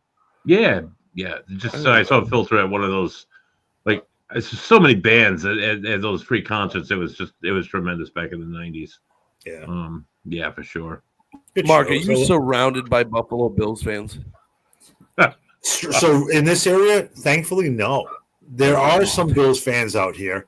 There's a lot of Patriots fans. So this is like there's a ton of Sox fans, bunch of Patriots fans, bunch of Bruins fans out this way. Not so many Celtics, but because you're not that far from like upstate Massachusetts, like either. From being by the Berkshires and stuff. I'm literally maybe 35 minutes to the, not even, maybe 30 minutes to the border of Mass. So I'm barely in New York here. So yeah, I was gonna say because Bills fans suck. Oh yeah, dude. Like I loved them for that 1 week, but it couldn't happen to a better. The only other fan base I could say that I'd be happier if this happened to is Ohio State. Oh, for sure. Yeah. For sure. Fucking hate Ohio State. But the Bills are perennial losers, and it just makes me so happy they crumble every year. They do. Right. Oh my God, how many times? That's. I don't even feel. I can't say I feel bad. It's kind of like when the Sox used to be like bad. It's like you just expect they're going to get there and choke. You just right. expect it now. Yep. You know? They don't know how to win. No. Nope. They can't don't. finish It's the sad. job, and it makes There's me. a- It's not There's sad. a documentary. Buddy. It makes me so happy. This is who the Buffalo Bills are. You went to 4 Super Bowls. You choked it. You've been to a bunch of AFC Championship games and on the cusp of AFC, and you can't get the. You suck. You know what I mean? Yeah. Like and I can't. They wait they till finally the waited back for Brady to and go down. They finally waited for the Pats to go down. They had the time to rise, and dude, they haven't done a whole lot of rising. No, and it's just beyond the AFC East. way to take over the division again, and everybody to get mad at us, and the Bills to go back to being the little brother that nobody likes. You know? Did you see John Gruden on Pat? Was it Pat McAfee? Was he with Pat? I want to say it was on Pat McAfee the other day. But these fans called in and they were complaining about the refs and how the refs did screwed Buffalo and blah blah blah. He was on Barstool. He's a Barstool. It was Barstool. That's what it was. Yeah, it was Barstool.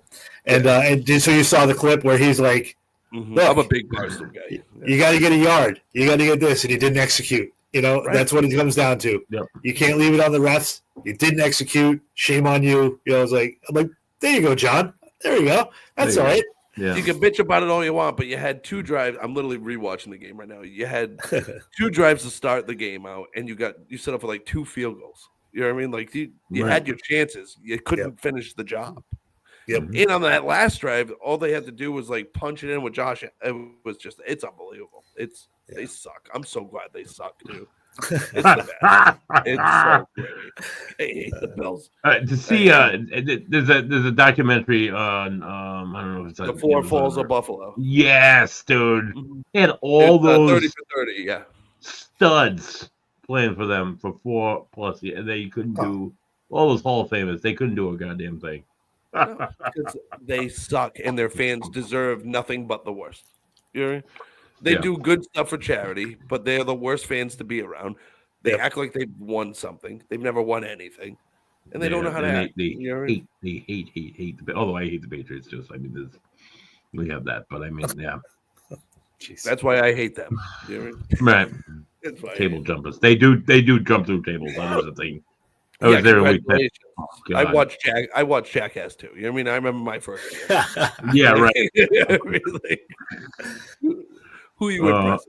Did you see the clip of that poor guy? Dude, oh my God. There was a guy from Philadelphia, and he climbed on top of the poles. You know what I mean? Oh, God. He slipped and fell. He's in critical condition. Oh, my God. Just stop doing this stuff, dude. Get drunk and go to games and act like a jackass and hurt yourself.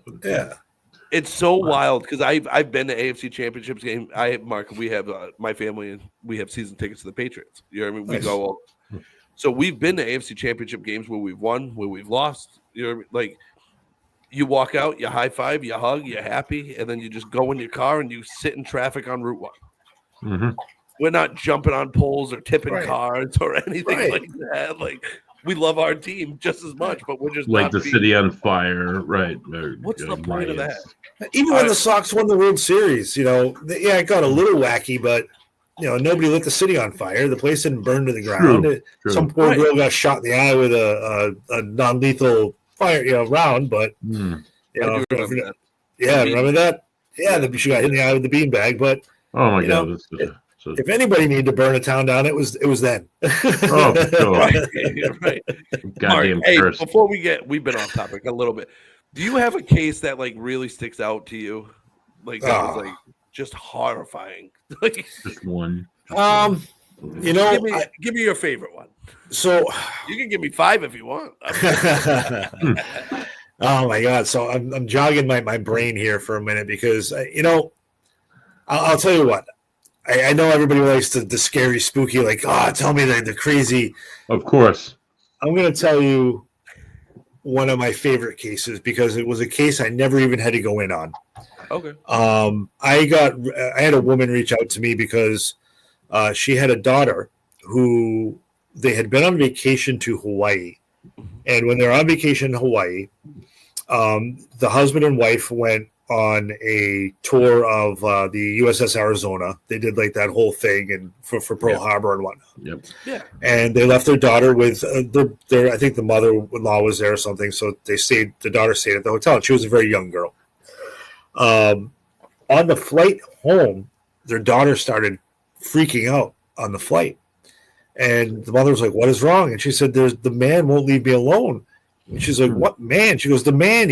And she describes this man on the plane who was like, the way the little girl described it, he was in a flight suit and he was burned. Like you couldn't see his face because his face was all burned and charred. And he apparently, what I was able to kind of figure out through this is this poor little girl has some sort of an ability to see the dead. And this spirit recognized that and was trying to communicate to her because she could see him, but she didn't know what the heck was going on. Creepy. So, she was aware enough to tell her mother what she was saying. The mother's like, there's no way she could have known this because we didn't take her around the Pearl Harbor stuff. Like, she wouldn't have known that part of Hawaii. They get home, and she keeps seeing this man in the house now. Like, the spirit followed her and is now in their house. She went with her mother. They were at I don't remember where, they're at a shop or something. And the little girl picked out crystals, like, just these 3 types of crystals. Mm-hmm. She went home and placed them around her bed on the floor. And then after that, like, she stopped seeing the guy. And so the mother's talking to me because she would start to, now, this year, like a year or two later, other things started happening. And so the mother's talking to me, and I'm like, your daughter has a very special gift, okay? And the fact that she knew to go get these crystals and place them around her bed to protect herself. Yeah, holy shit. Is like, this girl's got an old soul. She'd been here before. She'd done this before. And, so what I ended up doing was I put this family in contact with Tiffany Rice. Oh, yeah. You know Tiffany, right? Yeah, she's a great lady. I trust Tiffany beyond measure. I can't tell you how much I trust this woman. Bams, if you don't know her, Tiffany's a very talented spirit medium. She's in like the southeastern Massachusetts area. I don't know about you, Bams. She's like a Bridgewater area type person, I think. But I gave her the family's phone number. She reached out. Sorry, my dog's freaking out right now, and I can't figure out what she's freaking out about. There's nothing over there. But I'm like, what are you doing? So, yeah, right? Ooh. So she reached out to the family. She talked with them. And basically what I suggested was, I'm like, don't like push your daughter's gift away. Don't make her feel scared about it. And I'm like, if anybody can kind of give you advice and help walk her to the next steps, it's Tiffany. Right. And because Tiffany's been that girl. Tiffany's been that young girl who had a gift that didn't understand it at first. And so I was able to put them in contact with each other and really put this family at rest. I talked to them afterwards, and they were very thankful and happy about this. And that's the type of cases I love, because we didn't have to go and do anything. This was simply an example of somebody who, again, couldn't call anybody else, but doesn't understand what's actually happening. So I was able to walk them through and help them move themselves to a nice, comfortable space, and also at the same time let their daughter feel normal and understand that she can live with what she's got going on too, and how to use it. So that's one of my favorites that I've had. I know, like I said, I know it's like exciting and scary, but it's little cases like that where there's a nice, happy outcome. Nobody's scared. Nobody's running terrified through the streets. People are learning to live with what's happening and live side by side with it. Right. And that I love. I do have some other cases that, have taken a wild little turn on them. I can tell you, I'll tell you, it wasn't even a case, but probably aside from some of the demonology stuff, okay? That stuff I've learned from John not to talk about it. So you just kind of let it be, and maybe someday I'll write a book about it or something. But I used to host an event in Massachusetts called Salem Con. Awesome. And it was a big paranormal convention in Salem, Mass. I mean, what better place? The Mecca for like paranormal stuff, Salem. We used to host it at the Houghton Hotel. And one year there was My ex-girlfriend and I we're the hosts. We had an incident happen, and what happened was there was I'll walk you through the steps of how it all came about. In the morning, we were running around doing crazy stuff. She was in one area of like handling some vendors. I was taking care of some lecture things. We were in separate areas. Mm-hmm. Somebody who we already kind of felt had some ill intentions towards us caught my ex off guard, and presented her with a gift. They handed her something, and she, not prepared, turned around, took it, accepted the gift, and they left in this sort of thing. So why is that such a big deal? Well, if you're dealing with somebody who is a witch and they give you a gift and you accept that gift, if there is some sort of a curse or a spell attached, it's now started. You've accepted what they're giving you. So here we go, right? The ball's rolling. So what ends up happening? She messages me, says, "Hey, this just happened. What do I do?" So I told her, meet me up in the hotel room. I had already been studying demonology under John at the time. I had my wits about me. I said, meet me up in the room. I'm going to take a look at it. And if I have to, I will bind the objects, meaning I will basically bless them or do some prayers over them and things like that to try and nullify and stop what's happening. I took them out. It was some easy stuff. One was like a little Pop-It doll, which are like the tiny little voodoo dolls. There was like soap or something like that. And then there was an envelope. And inside the envelope, I looked at it, and there were 3 coffin nails. Oh, and it's not necessarily coffin nails that you put in a coffin, but that's what the old nails were called back in the Victorian time. They were coffin nails. And there were 3 of them, which is a significant number. So I looked at that, and I went, that's what binds the spell right there, right? Exactly. So here we go. I start doing my thing. I do a quick little blessing over it. Nothing crazy. Quick little blessing. Put it back together. I'm thinking we'll be on our way. My ex is, or I'm going to stop calling her my ex. Lauren is downstairs now. She's in the lecture area, and she says to our friend Rosalind, Rosalind is with her. Rosalind's like, "You don't look so good." She goes, "I don't feel so good." She's like, "What's the matter?" She goes, "I don't know. I feel like I'm about to hyperventilate or something." So she goes, "Okay, you go up to, let's get you up to your room, have some water." So Lauren goes up to the room. Maybe like 15 or 20 minutes later, I have like somebody frantically comes to me. They're like, "Lauren needs you in the room right now." Okay. I go up to the room. She's hyperventilating. She's in a full-on panic. I'm like, okay, I bring a friend with me. I'm like, stay here with her. I got to go get John. I got to go. I'm like calling in the troops, right?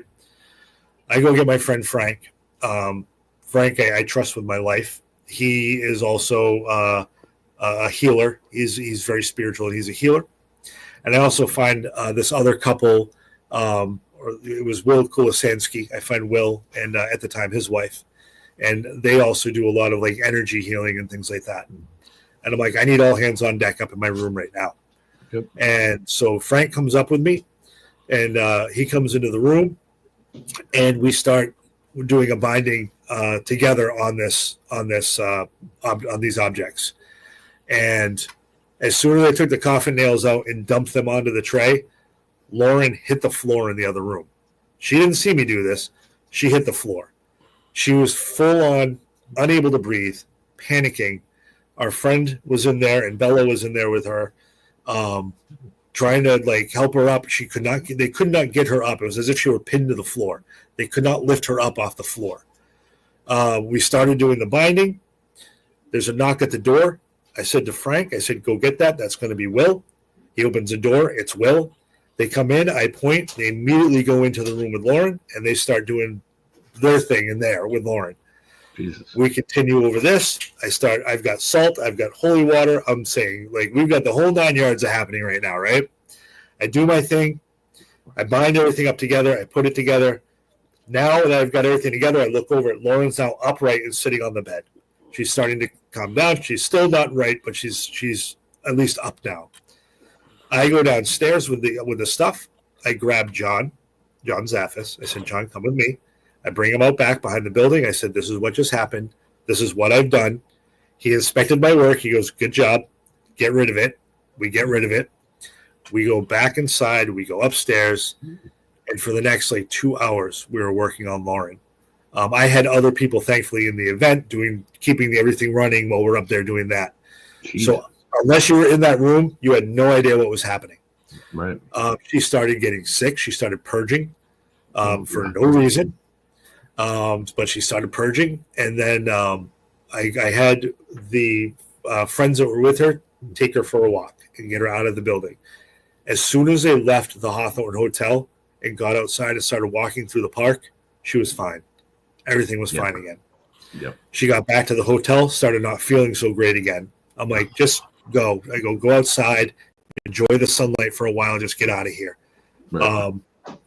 The people who did this and gave us this did not know what was going on because I never let them know that it was happening. I just went back down and just went about my business and pretended like nothing ever happened. Later on, there was these people, we did a raffle, and somehow a candle that these people made its way into the raffle. Oh, what the fuck? The candle ended up in the hands of somebody from England, and I said, get rid of that candle. And they went to give it to me. I go, I'm not touching it.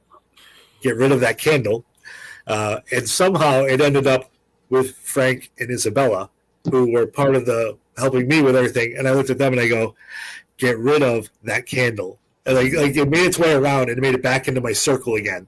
So I was like, get rid of it. This can't be part of us. You've got to, and this is you. So they did. When they found out who donated that candle, they got rid of the candle. So it was like, Jesus. Yeah, it was one of the craziest sequences of things that I've ever been involved with. Yeah, because it was checking off like all of the little boxes that you could imagine you would hear would happen with like a spell to happen. But because we went into that binding so quick, it escalated everything so quickly. And that's why it basically like sped everything up and then crushed the spell on what it was. So we did our job. Go ahead. I'm sorry. Did you ever find out who did that? Oh, I know who did it. I absolutely know who. Yeah. I've never spoken to those people again. I've never involved myself with those people again. I've done what I need to do to keep my space clear of those people. Why would I mean, obviously their intentions weren't great, but I mean, like that's pretty terrible. I mean, you think karma would come back and bite their ass or something? I don't know. It has. Yeah, good. It has. I know there have been things that have happened over the last several years because this is now almost 10 years ago that this happened. And there are several things that happened since then that they definitely got it back. So that's why never retaliate. Just it'll always come back. It'll always come back. That's like trying to almost like trying to kill somebody. I mean, it just seems pretty severe to want to do to somebody. That's pretty awful. It was awful, and I felt I felt helpless in a way because there's nothing you can physically do, right? There's nothing you can do to go over and make her. I'm watching people try to lift this girl. You met Lauren. What'd she weigh? 100 pounds? 110 pounds? Right. Like I'm watching people try to lift her off the floor, and they can't. She's pinned to the floor. Wow. And this again, and Bams, I know it's like you've got this that skeptic in there, and that's totally fine. But man, it was it was the craziest thing, and there were so many witnesses to this. There were so many people that were part of this. That was just like, doing what I was doing. I'm like, I can't freaking believe this is happening right now. So even I was like, this is impossible. Yeah. Mark, I used to be a lot more skeptic than I am now. I've had a lot of experiences with like energy healing and all that stuff that and I'm not a skeptic anymore. Right. It's like through my own experiences, like, and just doing like a lot of work and like through the spiritual realm and like energy healing and all this stuff, like it'd be pretty bold of me to be like, it's not real. Right. Right. Yeah. It's all about the experiences too. Like the experiences that I've had of just like an unsettling feeling, like all this stuff. And then when I go to see the energy healer that I go see and like do all these different meditation practices and like spiritual healings and like all this stuff, the stuff that she comes back and like tells me. And I was like, I didn't tell you any of this. Right. So like I completely pretty incredible. It's crazy what can happen in the spirit realm and like what these spirits do to people. Yeah. And like the whole that, and it's really a damn shame that there's people out there that try to hurt people with it. Like you're saying, like they put a spell on it and like just really like you can flip someone's life upside down and really do a lot of damage. I want to fuck with this guy and just that's horrible. That's right. Supernaturally too. I mean, it happens. Like the voodoo dolls, and I've heard a lot about the Haitian Creole and a lot of the practices they have. People are very, very much so believe in that stuff. So I mean, I guess it's all about the experience, gentlemen. That's why I refuse to go to New Orleans. I'm good with all that dark magic stuff, dude. I'm not. Yeah, for sure. I'm good, dude. Looks cool. Good for you guys down there. Keep rocking it, but I'm not going anywhere near it, dude. No way. Yeah, if you ever go anywhere with me and my hands are clasped together or my hands are in my pockets, just don't touch anything. You know what I mean? It's like one of those, like, if you ever see me doing that, be like, oh, he's doing that for a reason. Yeah, don't touch stuff. You know, that's if I'm picking something up and looking at it, that's cool. But if my hands are clasped and I'm rubbing my hands together or they're in my pockets, don't touch anything. Right. Marc, we got a couple last few minutes here on the show. Before we wrap up, as an investigator, whether it be demonic, just a ghost guy, whatever you want to do, whatever you call it, your top 3 places that you want off your bucket list. Yeah. Oh my gosh. So here we go, right? Because this is going to happen for me now. This is like my bucket list got escalated quickly because of what happened to me last year. These are now not, gee, someday I want to go. It's happening this year, right? Yep. In that list is going to be Waverly Hills. That's definitely on my bucket list. Yes. I do want to get to Tombstone. That's always been in my bucket list too. Tombstone, Arizona. That's cool. If I were going to travel, it's going to be Ireland and England and hit like Lep Castle and things like that. But staying here in the States, I will say my top of the list is it's going to be probably Moundsville.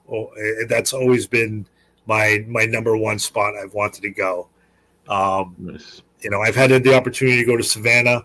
I've been I've been to Charleston. I've been all up and down the East Coast, man. Savannah's on my list. That's Savannah. I'm told that's all that in the bag of chips. So it is even the history, the culture, the spiritualism, all the. It's all of that. It is. I've heard all the nasty stories, and it's a fun city.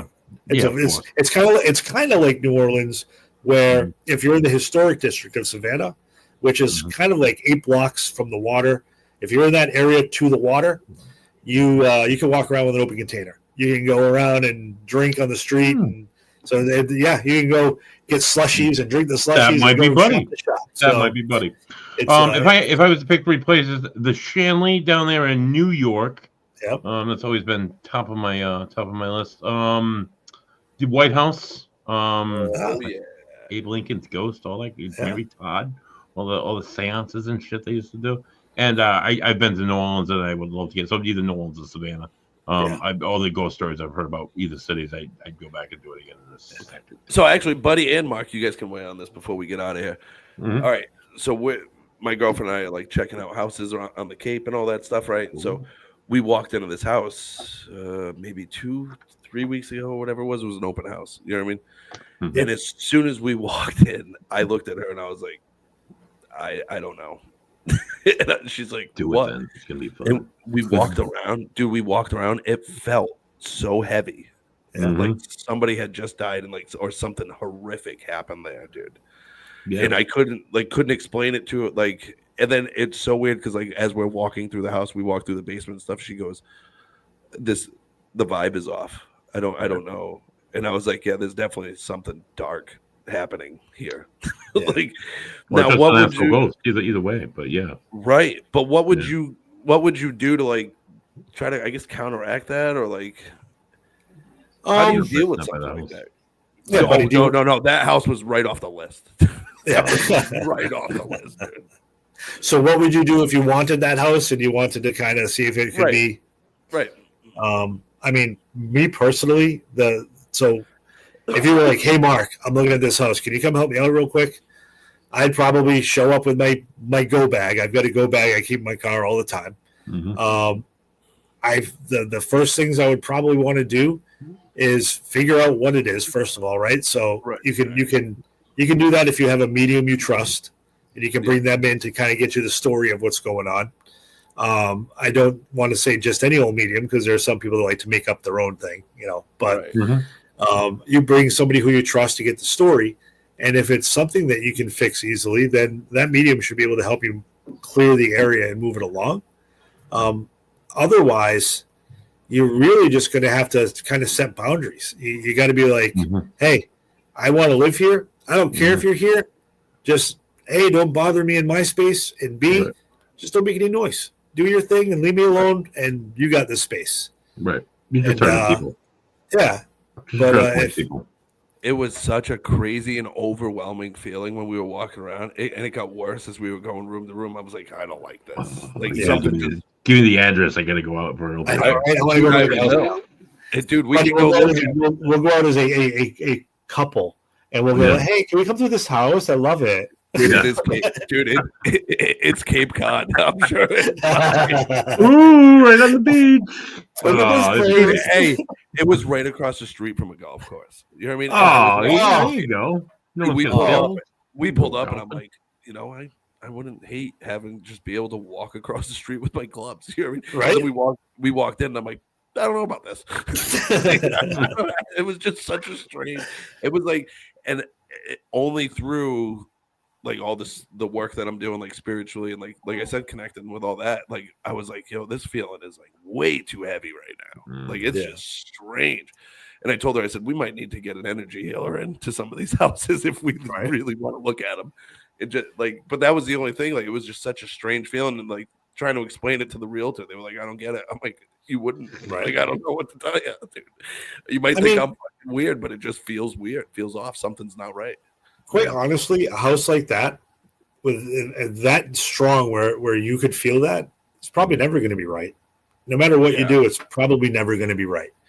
And that's the best thing you can do is listen to what your gut's telling you and do exactly what you did. Be like, nope, off the list.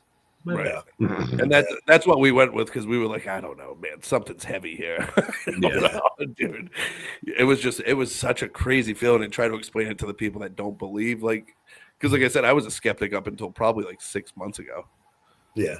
And it's like trying to explain it to people that they're like, yeah, right. I'm like, you don't understand it. You're right. It was like a heaviness like on me and just taking over the house. It literally felt like there was a dark fog just surrounding us everywhere. I'm like, ugh. Oh yeah. As soon as we both got in the car, I was like, I don't think so. She's like, no, it felt so bad in there. I was like, thank you for feeling that. You know what I mean? Wow. It's so crazy though, because then you Google some stuff and then you're like, whoa, something crazy did happen in this house. Look at that. Right. Right, did you do that? Did you look it up? She did. As soon as we got home, she started Googling. And she found out who the previous owners were. So it was so vague. Like there was just like the obituary was weird, and like just the circumstances surrounding like the original owner's death was so strange that it just all pointed towards something bad happened to that guy in that house. Yep. But they wouldn't publish it. You know what I mean? Like, and of I course, was like, bad juju. Right. Bring the price down. Because they want to sell the house. You know, right. Exactly. It's going to affect that commission. All right. Hey guys, it's tremendous. Mark, I could talk to you for another hour about all this stuff. Endless fascinations. Is there anything you want to push, Mark? Anything you're doing? Anything you're participating in coming up? Anything at all you want to push? So the only thing, I mean, honestly, I appreciate you asking that. We're doing a little free festival. It's called the Festival of the Unknown 2 on May 17th in Kinderhook, New York. Oh, we're gonna have a few speakers, some vendors. It's kind of like a nice little midday thing for 5 or 6 hours. Nice. But again, it's free. It's open to the public. That's and we're doing stuff like this because we want people to just come and enjoy and be able to learn maybe a little bit instead of having to spend $1 for it. Right. It's so that's happening May 17th in Kinderhook, New York. You can visit Unknown Paranormal Society on Facebook, and all the information will be there. We're also going to be starting up some socials. So we've got one coming up at East Greenbush Library in February. And Rhode Island? Nope, East Greenbush, New York. Greenbush. Okay. A lot of stuff's going to happen here first, right? But then maybe we'll start doing some stuff outside. Yeah. But again, out here in New York, we're going to be doing, if you're in the area of East Greenbush, again, go to Unknown Paranormal Society. We're going to start doing like coffee socials where you come, grab a cup of coffee, hang out with like 15 or 20 people, and we do a powwow and talk about stories and share paranormal stuff and just chat.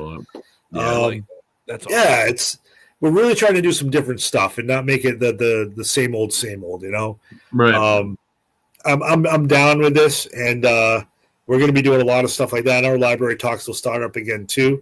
Mm-hmm. But you know, we're honestly going to do a couple public events this year as well. So if anybody wants to follow Unknown Paranormal Society (UPS) on Facebook, that's the way to find it all. And we're going to do the Shanley Hotel at some point too, buddy. So you're going to have to come. You're going to have to come, buddy. It's sounds like a road trip, dude. Right? This is where you got to sign a slip saying it's okay that I'm going to send my life away if like I get possessed. This is one of those. I run events like that, but no, this is not. Okay. No, this is just your typical going to the Shanley and having super fun. Super haunted place. Yeah, it's like it's top of my list. So that's great. So everybody, be sure to check that out. Bams, anything you want to throw out there before we wrap this up? No, just it was great having Marc on. Just stay tuned because, like I said, I'm going to be announcing that podcast soon that we're going to be dropping for recovery. Right, the recovery thing. That's great, dude. I'm like really looking forward to it. It'll be a lot of fun.